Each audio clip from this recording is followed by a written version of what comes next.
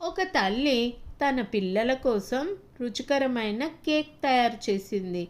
పిల్లలు ఆకలిగా ఉండి కేక్ కోసం ఆతృతగా ఎదురుచూశారు. కొంచెం ఆగండి, చల్లారిన తర్వాత తింటారు అని తల్లి చెప్పింది. కానీ పిల్లలు వెంటనే ఇవ్వమని తొందరపడ్డారు.